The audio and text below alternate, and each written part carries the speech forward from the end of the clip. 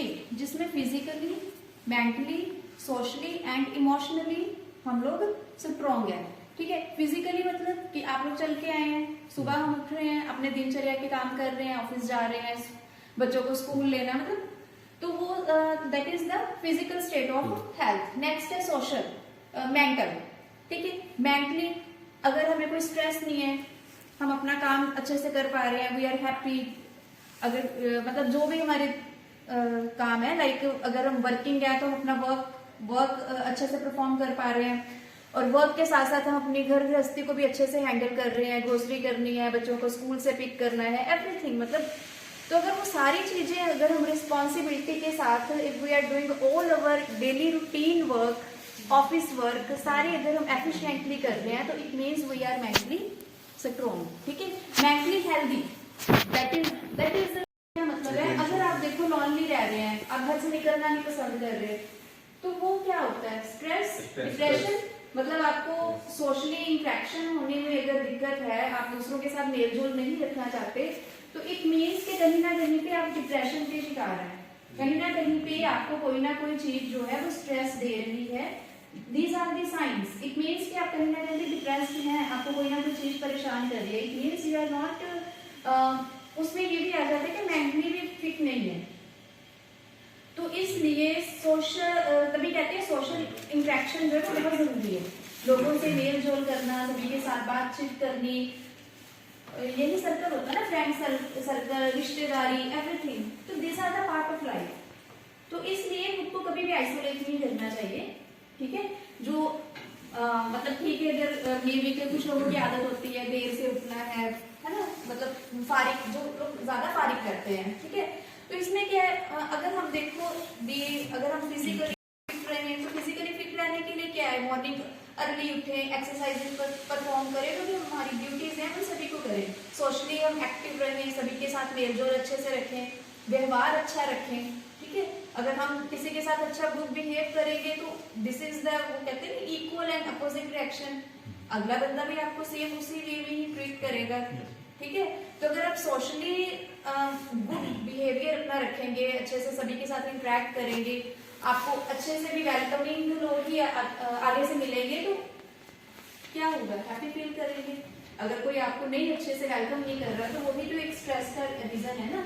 तो मतलब हेल्थ जो है, इसमें सारी चीजें इंपॉर्टेंस रखती हैं, जिसमें फिजिकल स्टेट भी आ जाती है, मेंटल स्टेट भी है एंड सोशल स्टेट भी है। ठीक है, the 4 pillars of health, health के पिलर्स क्या हैं, sleep, nutrition, physical activity and action. अगर हम अपने देखो सारे काम अच्छे से कर रहे हैं, तो उसके साथ नींद की उतनी ही इंपॉर्टेंस है। ठीक है, कितने आवर्स की स्लीप हमें डेली लेनी चाहिए, 7 से 8 घंटे, 7 से 8 घंटे एटलीस्ट लेना चाहिए। ठीक है, तो नींद सबसे इंपॉर्टेंट है, क्योंकि जब हम सोते हैं, हमारी बॉडी के बहुत सारी जो फंक्शंस हैं उस टाइम पे टेक प्लेस होते हैं, है ना, बॉडी जो है अच्छे से परफॉर्म कर पाती है। और वैसे भी एक मशीन को भी अगर वो वर्क कर रही है, तो उसे थोड़ा रेस्ट देनी पड़ती है। तो इसी तरह से अगर हम लोग वर्क कर रहे हैं, तो स्लीप भी उसी का एक इक्वल इंपॉर्टेंट पार्ट है। ठीक है, नेक्स्ट है न्यूट्रिशन। अब यहाँ पे मेरा मेन टॉपिक न्यूट्रिशन पे ही है कि न्यूट्रिशन जो है बहुत ही इंपॉर्टेंट रोल प्ले करती है। न्यूट्रिशन क्यों इंपॉर्टेंट रोल प्ले करती है, तो जैसा बाइक के लिए पेट्रोल होता है, वैसे ही बॉडी के लिए मतलब न्यूट्रिशन जरूरी है। जो खाना हम खाते हैं अंदर बॉडी में जाके, जो सेल्स की हेल्थ के साथ वो खाने के जो न्यूट्रिएंट्स हैं, जो सेल्स हैं, वो न्यूट्रिएंट्स को किस में कन्वर्ट करते हैं, एनर्जी में कन्वर्ट करते हैं। ठीक है, तो अगर हम एक अच्छी डाइट ले रहे हैं, जैसे हम स्कूल में स्टार्टिंग में पढ़ते हैं कि प्रोटीन बॉडी के लिए बहुत जरूरी है। प्रोटीन जो है, जो भी बॉडी की सेल्स, कोशिकाएं जो टूटती हैं, तो उसकी रिपेयर करने में, मरम्मत करने में हेल्प करता है। विद इन दिस जो प्रोटीन है, वो हमें कैलोरीज भी देता है। ठीक है, 1 ग्राम of protein provides 4 kilo calories. ठीक है, कार्बोहाइड्रेट्स भी हमें 4 किलो कैलोरीज देता है, फैट्स जो है वो हमें 9 किलो कैलोरीज देते हैं। ठीक है, तो इसलिए मतलब न्यूट्रिशन का अपने आप में बहुत ज्यादा रोल है। बॉडी में जो भी हम खाना ले रहे हैं, वो जाके एनर्जी में कन्वर्ट होता है, वो अपनी बॉडी की जो भी रिक्वायरमेंट्स हैं, उन सभी को पूरा करता है। Physical activity, nutrition can do running, brisk walk, swimming, जो भी इस तरह की एरोबिक एक्सरसाइजेस वगैरह, तो इसे अपने अभी से हैबिट बना लें, अपनी लाइफ का एक इम्पोर्टेंट पार्ट बना लें। होता क्या है कि जैसे जैसे एज होती है 60 के बाद लोग सोचते हैं कि अब तो हमारी एज होगी, वो हमारे बैठने के दिन है, लेकिन दिस इज रॉन्ग। जैसे जैसे एज बढ़ती है फिजिकल एक्टिविटी भी बढ़ा देनी चाहिए if you want to have long life and quality life. ठीक है, कनेक्शन सेम यहाँ पे वही आ गया, सोशली इंटरेक्शन वो बहुत जरूरी है। ठीक है, तो इसमें क्या बेनिफिट्स वही कि फिजिकल, अगर आप फिजिकली एक्टिव हैं, एक्सरसाइजेस वगैरह कर रहे हैं, जो भी अपने रूटीन वर्क एक्टिवली कर रहे हैं, तो इसका क्या रिजल्ट है, better health, improve quality of life, better health रहेगी, कुछ बीमारियां नहीं लगेगी। ठीक है, एक्सरसाइज डेली हो रही है, आप अपनी डाइट अच्छे से ले रहे हैं, तो डेफिनेटली जो हेल्थ है वो अच्छी रहेगी। Improve quality of life, quality of life क्या है, जो सारी चीजें अपने सही वे में चल रही हैं, दैट इट मीन्स कि हम एक क्वालिटी ऑफ लाइफ जी रहे हैं। अगर सारी चीजें डिस्टर्ब है, काम ऑफिस जा रहे हो तो काम टाइम पे नहीं पहुंचे, ऊपर से बॉस की डांट पड़ी, वो सारा दिन खराब। ठीक है, बच्चे को स्कूल से पिक करना है, वो उन्हीं चीजें हो रही हैं, हम बच्चे मतलब जो भी जो जिसके साथ जो रिलेशन है, कोई अपने पेरेंट्स के लिए मतलब एक कनेक्टिविटी है, जिसको जो कर सकते हैं, हम अपने मतलब अपने डेली वर्क जो है अच्छे से नहीं परफॉर्म कर पा रहे, तो वो हमारी क्वालिटी ऑफ लाइफ को डेफिनेटली अफेक्ट करता है। फाइट ऑफ इलनेस बेटर, अगर बीमार हो भी गए तो उसकी रिकवरी के लिए भी आपको न्यूट्रिशन जो है बहुत इंपॉर्टेंट रोल प्ले करती है। लाइक फीवर हो गया है, कुछ आपको कोल्ड कफ है ना, तो अगर आप डाइट अच्छी ले रहे हैं तो आप उसे जल्दी से रिकवर कर पाएंगे। वेट कंट्रोल, ठीक है, सबसे बड़ी चीज है कि फिजिकल हेल्थ के लिए वेट कंट्रोल बहुत ही इंपॉर्टेंट रोल प्ले करता है। इम्प्रूव्ड फिटनेस, सेम वही, अगर आप एक्सरसाइजेस वगैरह अपनी डेली रूटीन में रखें, मतलब अपना आपका जो BMI है वो अंडर कंट्रोल होना चाहिए। BMI जो है, अगर आपका 25 तक है तो दैट इज नॉर्मल, अगर आप 25 से 30 तक चले गए तो दैट इज ओवरवेट, अगर आपने 30 क्रॉस कर लिया तो इट मीन्स ओबीस, तो इट मीन्स आपका 25 तक होना चाहिए। Mental, reduce anxiety and depression, जितना आप मेंटली फिट रहेंगे उतनी टेंशन कम होगी, स्ट्रेस नहीं होगा। Cognitive function, increase cognitive function, cognitive function क्या है, ब्रेन डेवलपमेंट। ठीक है, जितना आप देखो हेल्दी हैं, सारी चीजें अच्छे से हो रही हैं, तो आप मेंटली भी हेल्दी रहेंगे, इंटेलिजेंस जिसे हम बोलते हैं। ठीक है, और फीलिंग मोर एनर्जेटिक, ऑब्वियस है हम एनर्जेटिक फील करते हैं। स्लीप बेटर, रिलैक्सेशन, सोशल, वही social integration, build new friendship, strengthen relationship, नए नए मतलब आप अपनी न्यू जैसे सर्कल बनाते हैं, फ्रेंड सर्कल है ना, रिलेशनशिप्स है, इंक्रीज फैमिली टाइम। अगर हम हेल्दी हैं तो तभी हम ये सारी चीजें परफॉर्म कर पाएंगे। ठीक है, meet new people, build social skills, तो ये तभी होगा अगर हम फिट हैं। Emotional self confidence, increase feeling of self worth, happiness, success, mood effect, lower tension, मतलब कहीं ना कहीं पे ये जो हेल्थ है, इम्पोर्टेंस ऑफ, मतलब ये सारी चीजें क्या है, साइकिल है। फिजिकली फिट हो तो इमोशनली भी स्ट्रॉन्ग रहोगे, कोई प्रॉब्लम आई भी तो ठीक है, कोई बात नहीं, हम हैंडल कर लेंगे।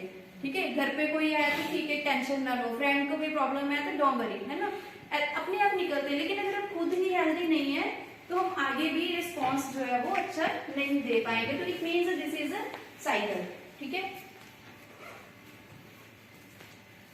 बाकी वही है कि हाँ, फिजिकल एक्टिविटी के और क्या क्या आपको बेनिफिट्स हैं।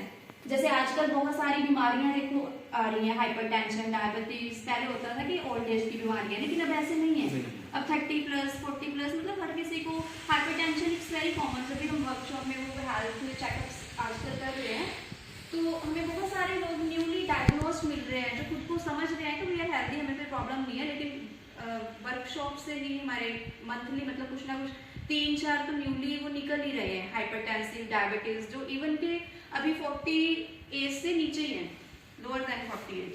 तो helps maintain a healthy body weight, physical activity करते रहो तो आपका बॉडी वेट सही रहेगा, decrease risk of heart disease. ठीक है, कार्डियोलॉजिस्ट हमेशा हमें कहते हैं कि हमें ब्रिस्क वॉक डेली करनी चाहिए। ठीक है, तो वो हार्ट हार्ट हेल्थ के लिए गुड है। हाइपरटेंशन कंट्रोल में रहता है, lower blood pressure, reduce the risk of certain cancers. जितना हम अपना फिजिकली एक्टिव रहेंगे उतना ही जितने भी कार्सिनोजेनिक फैक्टर्स हैं वो हमें इफेक्ट नहीं कर पाएंगे। Lower the risk of type 2 diabetes, जैसे डायबिटीज तो आजकल इतनी प्रिवलेंट है कि मतलब बहुत कॉमन हो चुकी हुई है ना अपने इंडिया में भी। तो अगर आप फिजिकली एक्टिव रहेंगे तो आप इन चीजों से बचे रहेंगे। Increase muscle strength and function, obvious physical activity है तो मसल ग्रोथ तो रहेगी आपकी, और जब आपको फिजिकली एक्टिव होना छोड़ देंगे तो वेट बढ़ता है, तो उसमें क्या होता है मसल स्ट्रेंथ जो है वो डिक्लाइन हो जाती है, कम हो जाती है। Improves bone health and strength, मतलब सारी even helps reduce the risk of dementia. Same cognitive development जो है वो भी आपकी डिक्लाइन हो जाती है। मेमोरी लॉस, चीजें रख के भूल जाना, जो भी इवेंट है, टास्क, परफॉर्मेंस, जो भी अच्छा यही था मैं भूल गया ये, ठीक है। तो फिजिकल एक्टिविटी अपने आप में बहुत ज्यादा इंपॉर्टेंस है। Nutrition is about eating a regular balance diet. Good nutrition helps to your body. Nutrition क्या है, अब हम न्यूट्रिशन की बात कर रहे थे। न्यूट्रिशन का मतलब क्या है कि अगर आप एक बैलेंस डाइट ले रहे हैं, what is a balance diet? Balance diet क्या है? जिसमें मतलब जितना शरीर को चाहिए उतना मिल्क को बैलेंस डाइट बोलते हैं क्योंकि मिल्क में vitamins, minerals, fats, even water भी, सारी चीजें जो है वो अप्रोप्रिएट अमाउंट में होती हैं। प्रोटीन के लिए egg is a balanced, egg को कंप्लीट प्रोटीन बोलते हैं, ठीक है। तो the foods you eat supply the nutrients to your body to maintain your brain, muscle, bone, nerves, skin, blood circulation and immune system. मतलब body के कितने सारे फंक्शंस है, ब्लड सर्कुलेशन है, नर्वस फंक्शन है, रेस्पिरेटरी फंक्शंस है, cardiac functions है। तो ये सारे फंक्शंस को देखो परफॉर्म करने के लिए वही सेम कि अगर बाइक में पेट्रोल की जरूरत है तो बॉडी के ये सारे फंक्शंस को कंटिन्यू करने के लिए we need healthy diet, balanced diet, जो सारे न्यूट्रिएंट्स आपकी बॉडी में प्रोवाइड कर सके, ठीक है। 6 major nutrients you need, same अभी हमने डिस्कस किया है, carbohydrates, fats, minerals, proteins, vitamins and water. और इनके न्यूट्रिएंट्स के फंक्शंस क्या है? कार्बोहाइड्रेट हमें क्या देता है? एनर्जी। फैट्स क्या देता है? प्रोवाइड एनर्जी एंड इंसुलेशन, ठीक है। Insulation often stored under the skin. और बहुत सारे देखो हमारे जो इंसुलेशन मतलब जैसे हम गर्म, अब जैसे विंटर का सीजन है तो हम विंटर में फैट क्यों थोड़ी बहुत ज्यादा लेते हैं? अच्छा, मतलब कि टेम्परेचर बना रहे हैं। हाँ, गर्म मतलब भी सर्दी को हम बीट कर सके, ठीक है। तो फैट्स जो है तभी तो हमारी वो विंटर की डाइट में तो थोड़ी वो फैट रिच हो जाती है ना, क्योंकि फैट्स जो है बॉडी को इंसुलेशन देते हैं। अगर फैट्स नहीं है बॉडी में तो देखिए वो स्केलेटन सी बॉडी रहेगी कि भी जैसे किसी को फैट नहीं है तो बिल्कुल पिंजर सा काइंड है ना। तो फैट इसलिए भी जरूरी है, आपको स्किन के अंदर फैट होनी चाहिए। और हाँ, आपके हमारे जो विटामिन्स है बी, सी और वाटर सोल्यूबल, इसलिए वाटर इनटेक बॉडी में जरूरी है, ठीक है। But A, D, E and के विटामिन्स आर फैट सोल्यूबल। अगर बॉडी में फैट नहीं है तो ए, डी, ई, के विटामिन बॉडी में स्टोर नहीं हो पाएंगे, ठीक है। तो जो फैट लोग रहते हैं उनको फिर भी विटामिन डी की कमी रहती है। वो फैट हेल्दी फैट नहीं है ना। फैट्स जो है हेल्दी फैट और अनहेल्दी फैट में डिफरेंस होता है, ठीक है। Saturated fats, these are the unhealthy fats. Polyunsaturated, monounsaturated, these are the come under the category of healthy fats. Vitamin help in the formation of bodily tissues and are necessary for all chemical reactions in the body. Body देखो, जो body है किससे बनती है? Cell, cell से tissue बनते हैं, tissue से ऑर्गन बनता है, उसी से ये सारा बॉडी स्ट्रक्चर बनता है। अब सेल जो है, सेल देखो जब न्यूली बेबी बॉर्न होता है उसके बाद जैसे जैसे हम एडल्टहुड में जाते हैं, मतलब भी इन्फेंसी से चाइल्डहुड ग्रो करते हैं, तो सेल क्या होते हैं? हेल्दी सेल होते हैं। लेकिन पीक पे पहुंच के जैसे जैसे वो फिर ग्राफ नीचे आना शुरू हो जाता है। क्यों? क्योंकि जो हेल्दी सेल थे अब उनके ऊपर अटैक होने शुरू हो गए हैं, उनकी जो हेल्थ है वो डिस्टर्ब होगी। अटैक किसने किया? फ्री रेडिकल्स ने। फ्री रेडिकल्स ने हेल्दी सेल पे अटैक किया तो वो जो हेल्दी सेल थे वो डिस्ट्रॉय होने शुरू हो गए। जब वो डिस्ट्रॉय होते हैं सेल्स तो उनकी फंक्शनिंग जो है वो कम स्लो हो जाती है। तो इसीलिए जब हम आफ्टर 40 मतलब भी जब 45-50 लगा लो, जैसे बालों का वो थोड़ा ग्रे होना, स्किन पे रिंकल्स आने, अपने आप वो एजिंग शुरू हो जाती है। वो क्यों होती है? क्योंकि जो हेल्दी सेल्स थे, फ्री रेडिकल्स ने उसके ऊपर अटैक किया, वो सेल्स अब डिस्ट्रॉय होने शुरू हो गए हैं। तो जब वो डिस्ट्रॉय हो रहे हैं तो पहले उनकी फंक्शनिंग, जब बोर्न होता है तो हेल्दी सेल में फंक्शनिंग बड़ी अच्छी होती है, ग्रोथ देता है। अब उसकी फंक्शनिंग कम होगी है, तो फंक्शनिंग कम होने से क्या है, जो चीजें थी वो भी डैमेज होंगी। ठीक है, डीपिगमेंटेशन ऑफ हेयर, ये स्किन, ये वो है ना, इलास्टिसिटी, स्किन की इलास्टिसिटी, सब कुछ वो खत्म होना शुरू हो जाता है। अब फ्री रेडिकल्स क्या है? फ्री रेडिकल्स जो है, इसके लिए इन्वायरमेंटल फैक्टर्स रिस्पॉन्सिबल है, सेकंड डाइट रिस्पॉन्सिबल है। ठीक है, जो इन्वायरमेंटल फैक्टर्स क्या है, कोई बता सकता है? फ्री रेडिकल्स कौन प्रोड्यूस करता है? कौन से इन्वायरमेंटल फैक्टर्स प्रोड्यूस करते हैं? पोल्यूशन जो है, हाँ, pollution, UV rays, ultraviolet rays, smoking, मतलब ये सारे है ना। तभी वो कहते हैं कि आजकल छोटी एज में बच्चों को वो ग्रे हेयर हो रहा है, वो तो दिस इज नेचुरल क्यों है? क्योंकि नेचुरल प्रोसेस डिस्टर्ब हो रहा है। ठीक है, तो these are the environmental factors. Environmental factors तो जो हो रहा है हम कंट्रोल नहीं कर सकते, लेकिन जो न्यूट्रिशनल फैक्टर्स हैं उसे हम कंट्रोल कर सकते हैं, हम अच्छी डाइट दे सकते हैं। फ्री रेडिकल्स को कौन कंट्रोल करता है? Vitamin C, E, carotene. इसीलिए कहते हैं ना कि our we should take antioxidant rich diet. वो ऑक्सीडाइज, उसे बोलते हैं ऑक्सीडेटिव स्ट्रेस। जो हेल्दी सेल डिस्ट्रॉय होता है, that is oxidative stress. Free radical ने अटैक किया, ऑक्सीडेटिव स्ट्रेस का लेवल जो है वो अप गया, इंक्रीज हुआ, और अब हमें चाहिए एंटीऑक्सीडेंट डाइट। एंटीऑक्सीडेंट, जो ऑक्सीडेशन हो रही थी उसे रोकना है।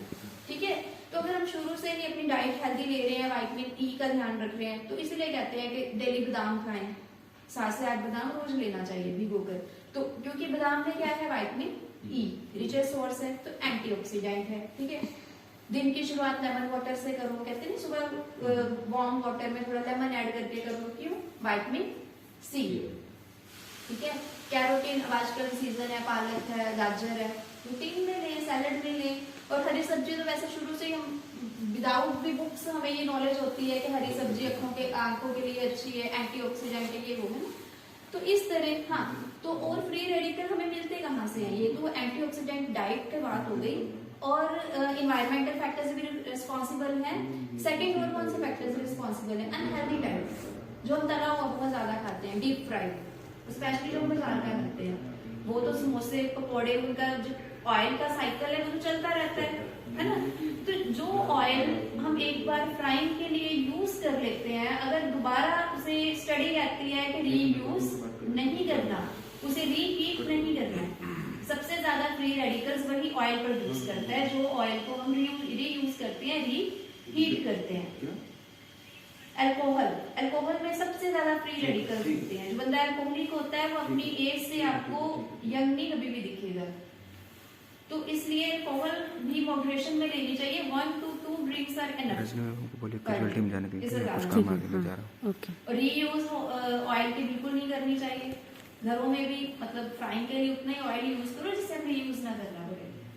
ठीक है, तो ये फूड जो है वो, और जितने भी प्रोसेस्ड फूड है जो हम बेकरी के पैकिंग वाली चीजें लेते हैं, क्योंकि वो सारी केमिकल्स डाल के उनकी शेल्फ लाइफ बढ़ाई होती है। ठीक है, तो वो कार्सिनोजेनिक भी है नेचर में, इसीलिए तो कैंसर वगैरह बहुत ज्यादा प्रेवलेंट है। तो नेचुरल डाइट पे थोड़ा फोकस करें।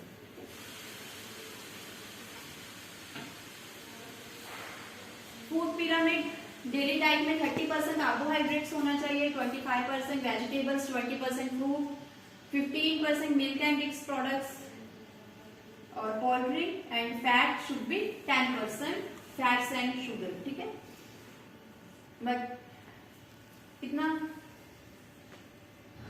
बाकी फर्स्ट ईयर का मैंने इसमें कंपोज किया हुआ था, वो आपको सर ने अच्छे से समझा दिया है। ठीक है, अब डाइट में आपका कुछ क्वेरी हो, हाँ, इसके साथ साथ वाटर भी उतना ही रोल प्ले करता है। बैलेंस डाइट तो लेनी है कि आपको पूरे दिन में जो, अंटिल कोई डिसीज कंडीशन नहीं है, मान लो अगर प्रोटीन्स की कितनी रिक्वायरमेंट होनी चाहिए पूरे दिन में, हमें कितना प्रोटीन मिलना है, हम जैसे हमारी एज में we need minimum 1 gram protein per KG body weight. हाँ, अगर मेरा वेट 50 है तो I need 50 gram of protein per day, एक दिन में। अगर आपका वेट 60 केजी है तो you need 60 gram protein per day, एक दिन में। प्रोटीन अगर ज्यादा खा रहा है बंदा तो उसको कुछ प्रॉब्लम होगी? बिल्कुल होती है, प्रोटीन ज्यादा लेने से भी प्रॉब्लम होती है, ठीक है। तो इसलिए प्रोटीन जितनी रिक्वायरमेंट मतलब 8 है, उसे बोलते हैं रिकमेंडेड डाइटरी अलाउंसेस। मतलब ऐसा नहीं है जो ज्यादा मेहनत करता है उसको प्रोटीन लेना चाहिए, या मतलब जैसे जो ज्यादा उसका फिजिकल वाला काम नहीं है, ऑफिस का काम है, तो उसको प्रोटीन ज्यादा लेना चाहिए कि उसको वही वेट के हिसाब से लेना चाहिए? देखो, जिसकी फिजिकल एक्टिविटी ज्यादा है उसकी हम क्या देते हैं कि कैलोरीज बढ़ जाती हैं, लेकिन जिसकी फिजिकल एक्टिविटी कम है उसकी कैलोरी कम होनी चाहिए। प्रोटीन भी आपको देखो कैलोरी देता है, कार्बोहाइड्रेट और प्रोटीन आपको सेम कैलोरी देते हैं, 4 किलो कैलोरीज। लेकिन प्रोटीन्स का फंक्शन क्या है, जो हमारी मसल्स वगैरह की टूट फूट होती है उसकी रिपेयरिंग का भी काम करता है। तो protein intake should be same, लेकिन within this we need physical activity, ठीक है। तो फिजिकल एक्टिविटी बहुत जरूरी है। जो फ्री रेडिकल्स का अटैक हो रहा है, ये एजिंग हो रही है, तो फिजिकल एक्टिविटी वो सेल्स को हेल्दी रखता है, क्योंकि सर्कुलेशन बनी रहती है बॉडी में। और वाटर इनटेक भी बहुत जरूरी है। जब यूरिन पास करते हैं अगर उसका कलर पीला है, क्रीम है, इट मींस डिहाइड्रेशन है, ठीक है। सेम थिंग फॉर एग्जांपल, जैसे ये तो बॉडी की बात हुई, जो पौधे हैं वो भी तो हम कहते हैं ना कि these are also living organisms. उनका भी जो प्रोसेस है बॉडी की तरह ही है। पौधे को पानी नहीं देंगे तो वो डेड हो जाता है ना। तो इसी तरह, और क्या होता है जब हम मतलब पौधे को पानी देते हैं, अगर तो उसमें बहुत ज्यादा पानी की कमी थी, वो एकदम से पानी को एब्जॉर्ब भी कर लेती है ना। और जैसे जैसे पानी दिया, अब देखो कुछ ही टाइम में अगर कुछ वो सैड होते हैं कुछ पौधे, आपने पानी दिया तो वो अपने आप ही हैप्पी होना शुरू हो जाते हैं, खिल जाते हैं, है ना। तो कैसे उनकी रूट्स में पानी लिया तो वो एक प्रोसेस है, उसे क्या पता नहीं ट्रांसपिरेशन क्या होता है, वो पानी मतलब धीरे धीरे ऊपर की तरफ, है ना। तो वो कैपिलराइजेशन इस तरह से, तो वो ऐसे हेल्दी हो जाते हैं। तो उनमें पौधे किससे बने हैं? सेल से, ठीक है। सेल्स नॉरिश हुए, वो अपने आप खिल गए, और जितना उन्हें पानी चाहिए होता है उतना वो एब्जॉर्ब हो जाता है, बाकी वो लीफ से वो बाहर कर देते हैं, निकल जाता है। Same thing is with body.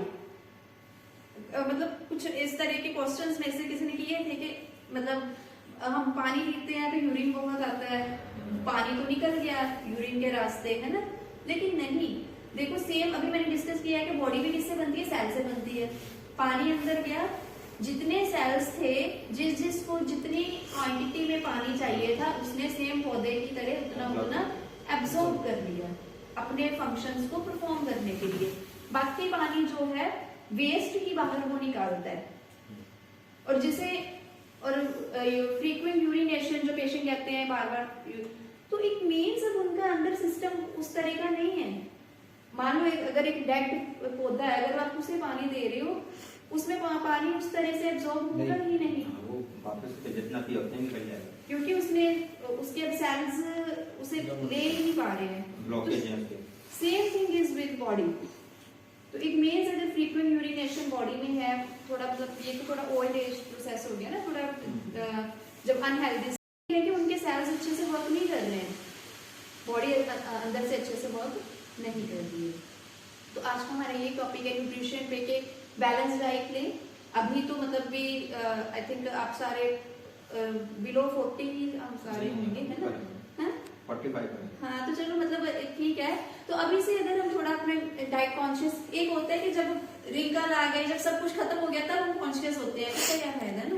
तो हैबिट बना लेनी चाहिए, अभी से एक्टिव रहे, फिजिकल एक्टिव रहे, डाइट अच्छे से लें। जैसे मैं भी आपको बताऊं, vitamin C, vitamin A, carotene, वो स्पिनच, गाजर, ये सब पर रोल बता रही हूँ। तो इसे थोड़ा थोड़ा अपनी डेली रूटीन में लें, वाटर इनटेक अच्छे से लें। जितना अनहेल्दी फूड है, वो सैचुरेटेड फैट्स, तला वला हम जितना खाते हैं उसे अवॉइड करें। ज्यादा रॉ खाना सही रहता है कि मतलब बॉयल करके खाना ज्यादा अच्छा रहता है? ज्यादा रॉ भी देखो फाइबर बहुत ज्यादा भी नहीं चाहिए होता है, उतना ही चाहिए, मतलब इसकी भी एक रिक्वायरमेंट होती है कि उतना लें जिससे आप एटलीस्ट आपको कॉन्स्टिपेशन ना रहे, कि सुबह आपकी बॉल मूवमेंट सही रहे। अपना डाइजेशन अगर सही है तो खाओ, नहीं तो उसको बहुत। अगर आपका पेट बहुत ज्यादा खराब हो रहा है, लूज मोशन है, तो इट मीन्स आपको फाइबर कम करना है, फाइबर नहीं लेना है। ठीक है, आप मान लो 4 ऑरेंज खा रहे हैं तो आपने बहुत सारा फाइबर ले लिया, तो हमें कुछ कंडीशन में पेशेंट को कहना पड़ता है कि आपको ऑरेंज की जगह जूस ही लेना है, लेकिन हम लोग कहते हैं एक ही मतलब है, जूस लेना है तो फ्रूट्स ही खाने हैं, ऐसे होते हैं। तो फाइबर भी चला जाएगा और फाइबर दूध भी भी चला जाएगा, लेकिन कीप इन माइंड कि अगर आपको फाइबर की जरूरत है, मतलब फाइबर की जरूरत तो बहुत है, जैसे वाटर की इंपॉर्टेंस है वैसे फाइबर की भी इंपॉर्टेंस है, लेकिन कुछ कंडीशंस में लाइक डायरिया है, लूज मोशन है, डाइजेस्ट नहीं हो रहा है, तो डाइजेस्ट नहीं हो रहा है, मानो डायरिया के पेशेंट है ना, तो उसमें फ्रूट की बजाय जूस ले, क्योंकि जूस जो है उसमें जब जूस आप प्रोसेस भी देखो, जब जूस बनाते हैं पीछे कितना फाइबर छूट जाता है। हम 2 ऑरेंज खा के हमें सफिशिएंट, मतलब वो सफिशिएंट लगे, लेकिन जब आप जूस का 1 ग्लास पी सकते हैं, लेकिन उसमें ऑरेंजेस आई थिंक कितने यूज हो जाएंगे, 4 मिनिमम तो यूज होंगे, तो आपने कितना फाइबर पीछे छोड़ दिया, और वो 4 आपने ऑरेंजेस का आपने जूस आपका 1 ग्लास आपको मिला, ठीक है, तो वो अंदर जाके फटाफट डिजेस्ट हो जाएगा, इंस्टेंट सोर्स ऑफ एनर्जी। ठीक है, लेकिन अगर आप विद स्किन वो आपने फ्रूट पूरा लिया है तो वो क्या है, उसे एक तो पहले टाइम भी लगेगा क्योंकि प्रोसेस स्लो है, तो वो उस कंडीशन में है, जैसे हम डायबिटिक पेशेंट के लिए कहते हैं कि they need high fibre diet, उन्हें मतलब फाइबर रिच डाइट लेनी है, क्योंकि उनकी ग्लूकोज टॉलरेंस कम है, उनकी शुगर एकदम से स्पाइक कर जाएगी अगर वो इंस्टेंट सोर्स ऑफ एनर्जी लेंगे। अगर वो जूस लेंगे तो उनका तो रेस करेगा ना, क्योंकि उसने तो फटाफट जाके रिएक्ट कर दिया। जूस की बजाय फ्रूट खाएंगे, फाइबर लिया है, तो बॉडी अब उसे धीरे धीरे डिजेस्ट करेगी, तो शुगर जो है स्पाइक नहीं होती है। These are the reasons. Any other question?